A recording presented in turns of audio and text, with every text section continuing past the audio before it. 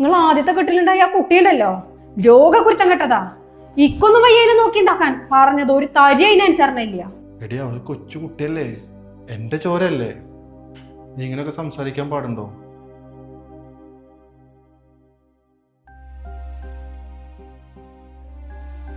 മോളുടെ ഇപ്പോഴത്തും മോളെ വഴക്ക് പറയാറുണ്ടോ?